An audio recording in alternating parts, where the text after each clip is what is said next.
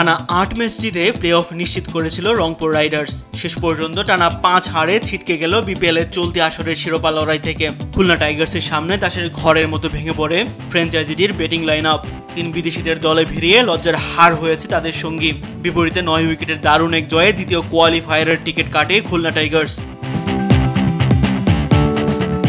টসে জিতে ব্যাটিংয়ে নেমে ইনিংসের দ্বিতীয় বলেই কোনো বল না খেলে সৌম্য সরকার রান আউট হন ভিন্সের ভুল কলে ছাড়া দিয়ে। নিজেও কিছু করতে পারেননি ভিন্স।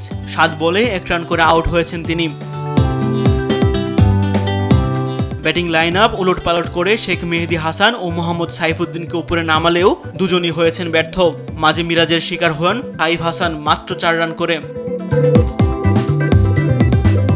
এরপর অধিনায়ক নুরুল হাসান সোহান প্রতিরোধ করার চেষ্টা করলেও তার ২৩ রানের ইনিংসে সঙ্গী হিসেবে পাননি কাউকে।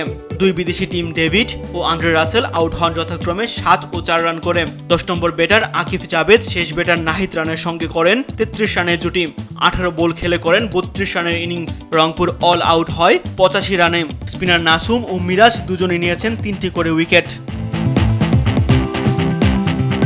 সাদামাটা লক্ষ্য তারা করতে নেমে শুরুতে অধিনায়ক মিরাজকে হারায় খুলনা। এরপর এলেক্স রসকে নিয়ে বাকি কাজ শেষ করেন আরেক ওপেনার মোহাম্মদ নাইম। ৬০ বলে অবিচ্ছিন্ন ৮৭ রানের জুটি গড়ে দলকে জিতিয়ে মাঠ ছাড়েন এই দুই ব্যাটার। সর্বোচ্চ ৪৮ রানের ইনিংস খেলে অপরাজিত থাকেন নাইম। আরেক প্রান্তে ২৯ রান করে অপরাজিত থাকেন এলেক্স রস।